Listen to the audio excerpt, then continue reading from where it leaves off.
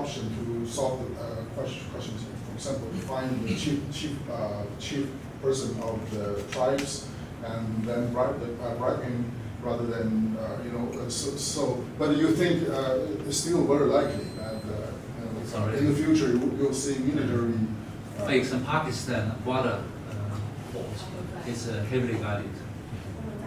It's heavily guarded because if South China Sea has a problem, then the oil tank will stop at the border and transfer to the train and to Xinjiang. And they are also trying to build a pipeline directly to the border. So because the distance between the border to Xinjiang is not that far. And Russia is another important factor. That as long as Russian-China relationships are secure, the Central Asia is more or less not a big problem. But that's why Trump and the EU begin to win Russian back, but it's too late. According to what I read, it's too late already. That Russia and China see each other as kind of dependent. We are hanging together on the same road. I want to follow up on this question. Me too, I don't believe, because South Sudan is a kind of isolated cases. It's a country in trouble, a lost country. I don't believe that China will send these two in Africa. It will be the end of China. And Professor Joy talked about the Weiqi is the goal, and then there is no counterpart in the case of China. If I use Foucault, I think whenever there is power, there is always a resistance, even the silent one. You don't think that there is a counterpart in the case of China, even the silent one. Because for me, I think there is in the case of Congo.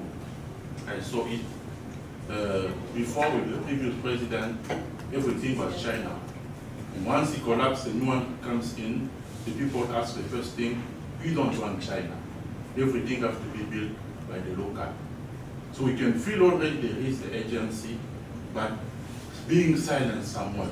So I don't think that there is no counterpart. I don't know, I mean, shall we answer or shall we wait? Well, if it's a related question, or Yeah, just answer. is there a quick answer? Yeah, quick answer. I was saying that the winner or loser on Weiqi, the board, it's the player and the counter player. But of course, if I was a little bit reserved on this concept, because the move actually would involve local initiative or a local resistance. Or maybe the weakest link is in some warehouse or in some according to a logistic chain, right? We get this actually the map of the dispositif. It's a global administrative, spatial administrative of the checkpoints. So at certain checkpoint, maybe there will be some local rebellions, right? But there might also be a strong state that embrace the project through their initiative and their bureaucracy, and then local people have no space to say anything. So the Weiqi is not really for local people, it's for two generals. For the Chinese army being sent to Africa, I think it's impossible, but the exception is under United Nations. That is something else. What I mean is in China will not send army to Africa, no. It has to go through a kind of United Nations peacekeeping, those kind of context, not by China alone. I don't think so. Well, if it's sent on the UN mandates, that means the UN is controlling matters and not the Chinese. So I agree that the PLA was sent to South Sudan.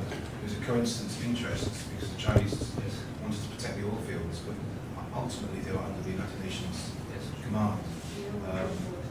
And as far as I understand, Djibouti is the only overseas military port that the Chinese have, and even that is primarily logistics. And the reason for the Djibouti port, I believe, is because when Libya collapsed, the Chinese were surprised that they had to evacuate thousands of Yeah. Chinese citizens, and they were incapable of doing that. So they had to use private contractors and cruise ships. So as China becomes more and more economically involved in Africa, and politically involved in Africa, it's only natural that they would want to have some sort of staging post or base. It's not unusual at all. I mean, if you look at the amount of military bases that the United States has, or the amount of military bases France has in Africa, then China is a very, very small player. And I think a lot of the excitement about China and Africa and Djibouti is sort of exaggerated, because one small port in Djibouti compared to military bases everywhere across the continent, which the Europeans and the French and the Americans have.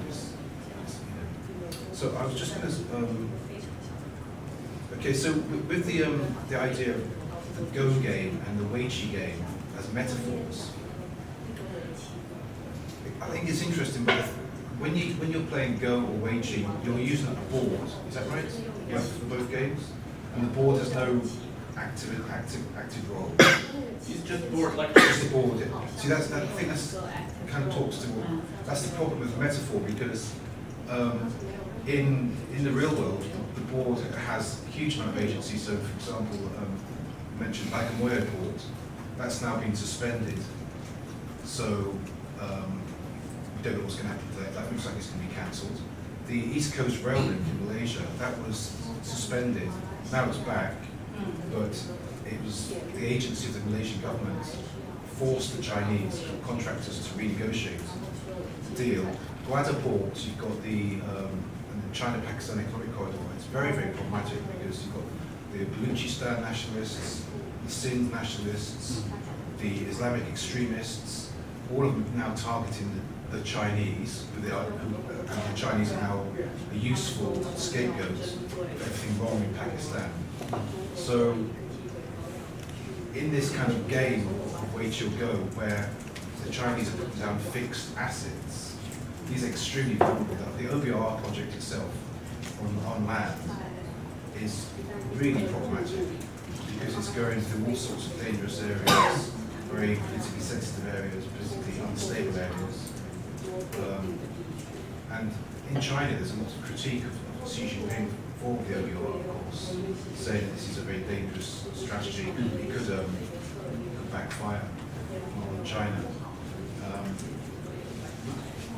Richard's the idea of encirclement, it kind of, and in Weiqi, that just reminded me of remember Lin Biao's People's War thesis, which was an adaptation of Mao. yeah, but that's exactly what Scott Borman would be referring to during the Civil War. It sounds very similar.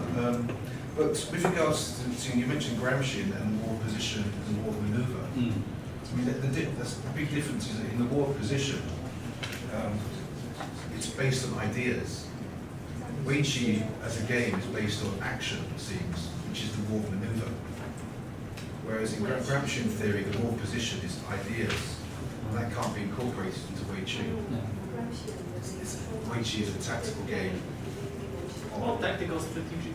Tactical strategy, you move in pieces, so that's an action. That's not war position, that's war maneuver.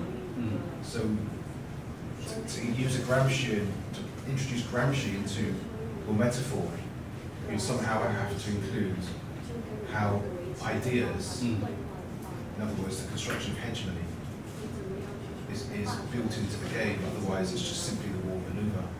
It's a strategic game. And just on, what is the Chinese mode of accumulation? So I'm really struggling with the idea that China has a model. And if it does, is it any different from the developmental state model which we saw in East Asia, but with certain bits which may or may not be, because if the law of value is the same, and law of value is increasingly becoming the same as China liberalizes even more, then what is distinct about China, about the Chinese experience and the Chinese model?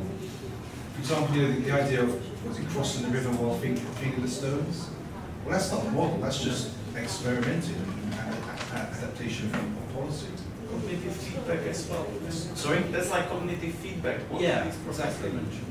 Okay, there's a lot of questions. Yeah. Maybe anybody want to respond to that? We can include Derek's comments. Okay. Yeah, thank you very much. Also, Derek and Ian, of course, that very interesting points.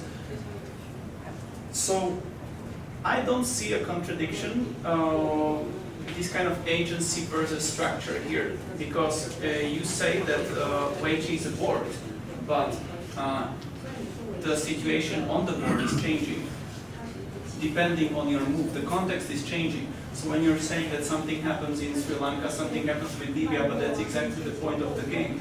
You can come to the game at a point where one player is very weak. You know, the situation gets big. So I'm not sure if I understand what is the contradiction here. Because from my perspective, there is no contradiction. You play stones, but by this action, you are changing the structure, which I believe is also similar to what's happening with Gramsci and so on. You create hegemony somehow, then by the result of this action is a structure. So in a way, it a bit depends on which direction you move, but that's maybe just the way how I'm looking at it. Okay, a few more things. I'm not using the metaphor only in the physical space. So I'm not sure if that's clear, but I just wanted to emphasize it.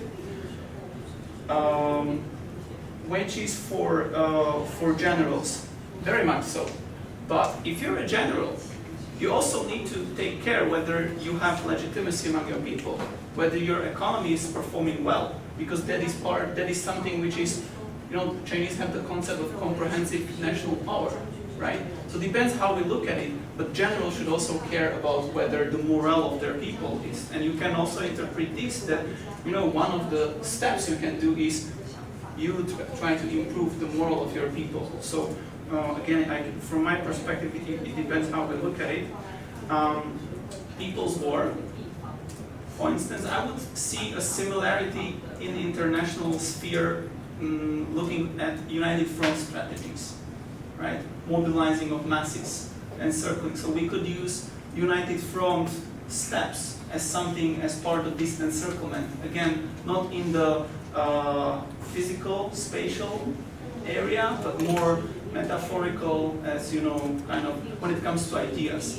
And talking about ideas, so yes, Weiqi is a war of movements, but it's about the skill, right? About the strategy. So again, if you have a queen in chess can do something. In Weiqi, you have a stone, and it really depends on where you put the stone. So from this perspective, it's much more creative because you have more options. So I would see it as a bridge between movements, ideas, agency, and structure. Maybe I can also comment on related issue because I've also been thinking of this. I thought of this game of Go, but then I observed. Unless we can view it as a one person game, we set up the situation, we arrange the situation according to important geopolitical positions to seize the location. As I said, checkpoints, right? But then there is a map there, so that is why I started out with the infrastructure of the infrastructure. That is imaginary of the global vision. What is the map? So that 天下，普天之下莫非王土，率土之滨，莫非皇城. This is from 诗经. Okay, so that means, and also 天下无外, all under heaven, a borderless realm with no outside.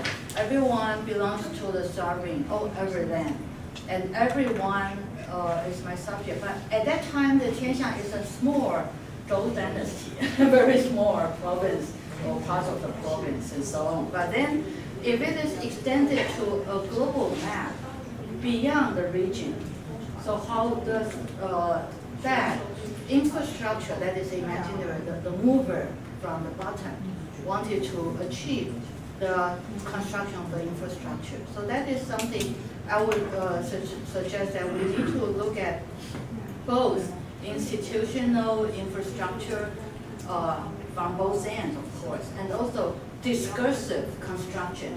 It started from local in the 90s and so on. So the revival of the confidence in this China and so on. So then the rest will come.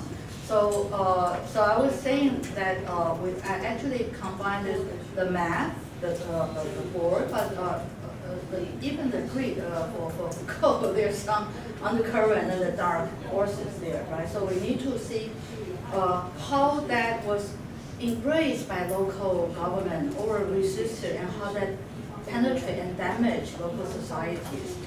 But considering this Weiqi in a long duration, it seems that it's frozen, or it's I mean, we have to move it like 100 years and so then.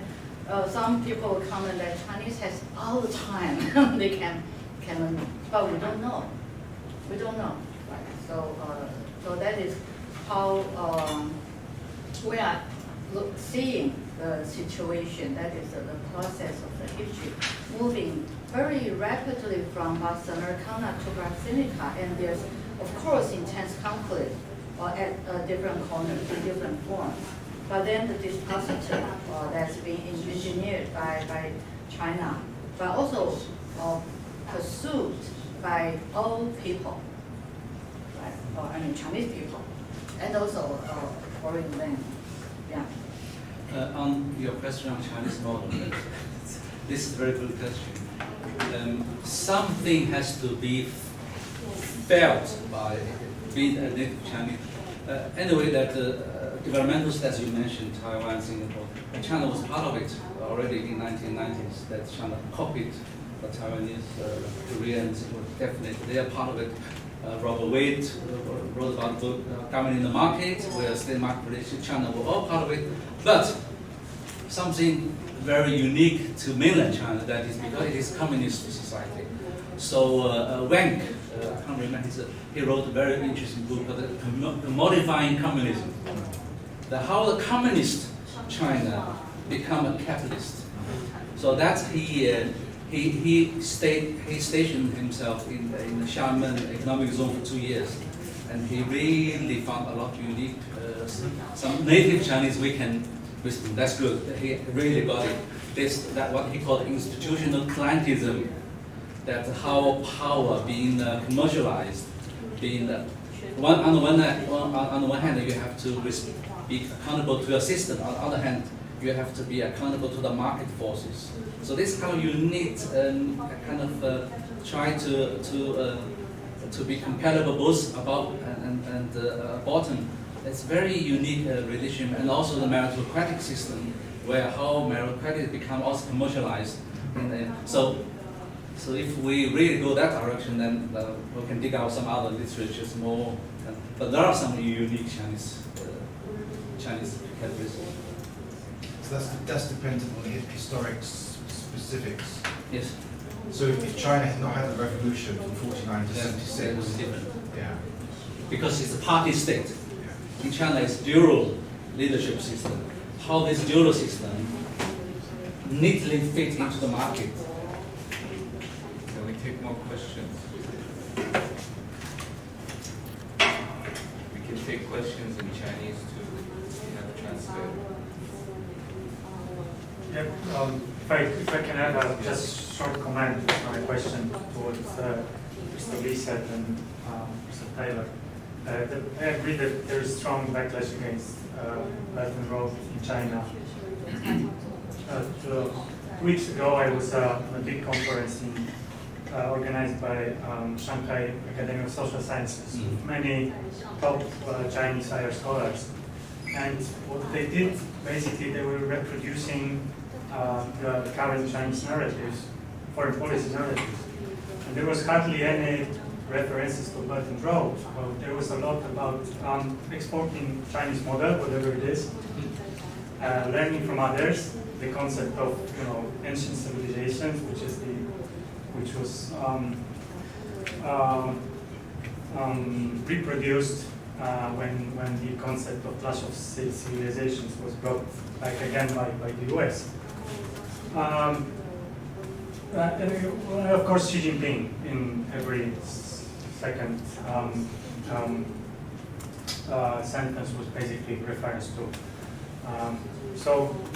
That's the one point. And the second thing is that in your presentation, I miss the internal drivers for Belt and Road, because you were picturing Belt and Road as a truly like a global strategy or foreign policy idea. But when we turn back to early 2010s, I think there were lots of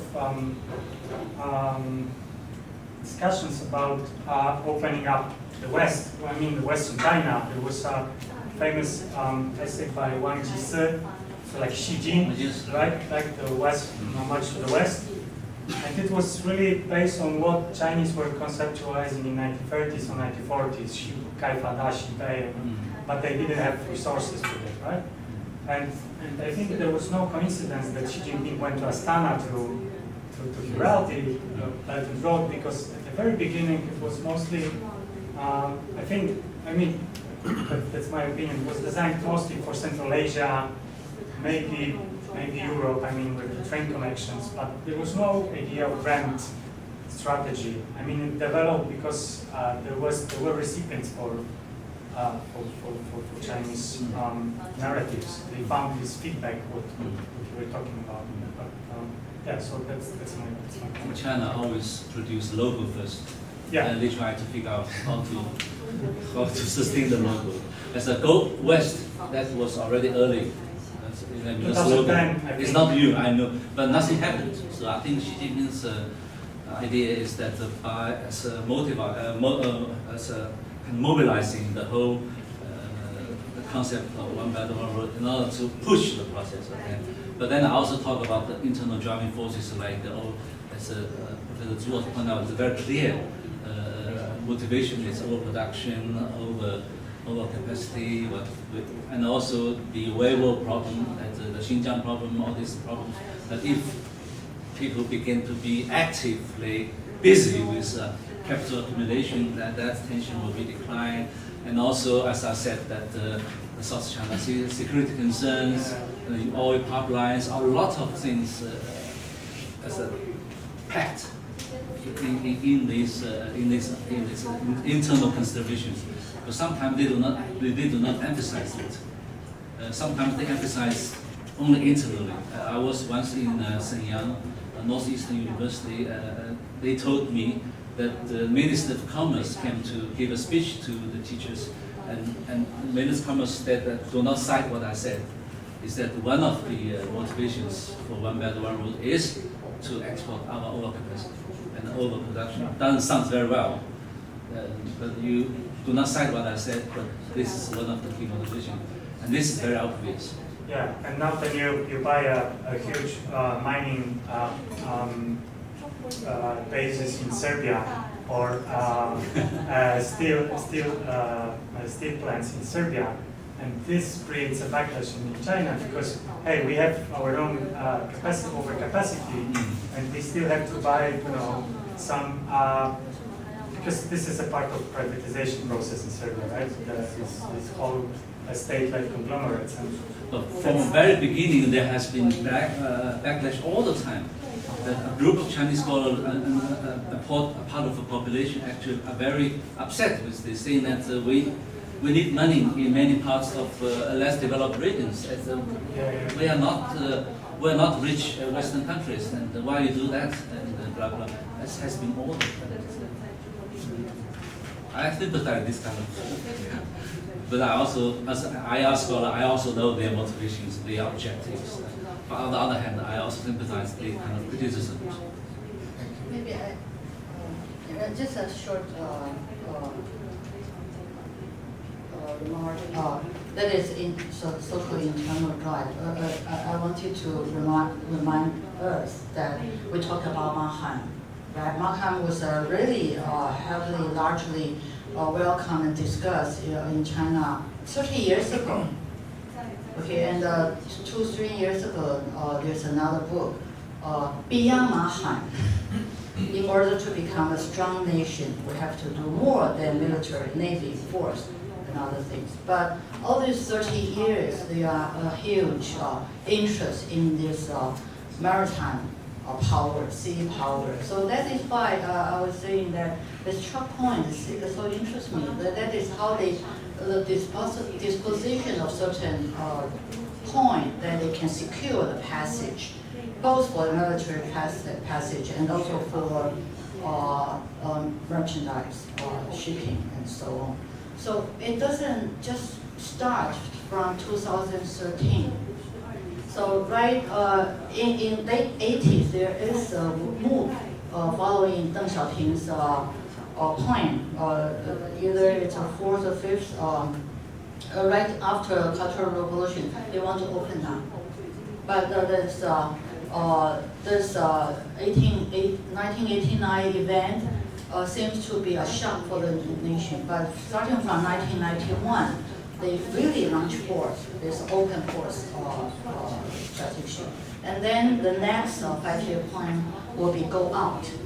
Okay, so this is that's internal drive. Yeah. But that's followed up by all sectors, all different people.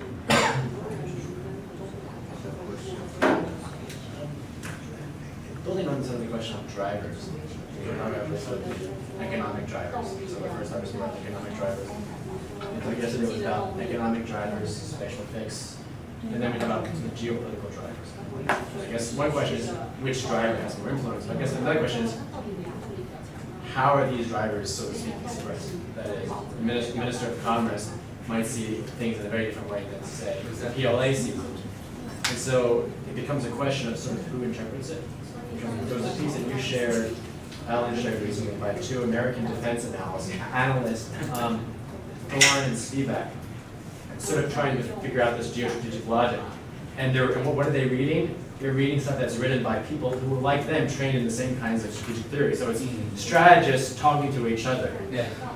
And they recognize each other. So there's sort of like this mutual recognition, whereas an economist, a neoliberal economist goes from the US to China, they recognize each other in a very different way. So it's just kind of the question of who's interpreting the drivers? Who's reading, who's driving, and then who's reading the drivers? So I'm not sure they're always the same in each. I'll pass this paper to everybody here. That was my secret paper. And they, hey, look at this. Let's read it. Let's read it. Before we read it, we can't answer it. Yeah, I actually tried to communicate with them, but they never replied. So go ahead. I didn't claim that geopolitics is a driver, so that was not my argument. Previously, I was trying to we had also discussions with Professor Lee previously whether economy is more important, whether politics is more important. From my perspective and the perspective of the paper I'm presenting here, it's comprehensive. It's a bit of all of it, and it's more protected long term. It's a bit like crossing the river, touching the stones. Let's try, let's see. Maybe it works out, we do more of it. If it doesn't work out, maybe it helps us in 30 years later. If not, well, and then it's kind of the cost. So that's my answer about the drivers. But then it becomes interpretation, because whether you judge success or failure. Well, how about that there are some successes, but there are also a lot of contradictions. You know, there is no situation that purely success, purely failure.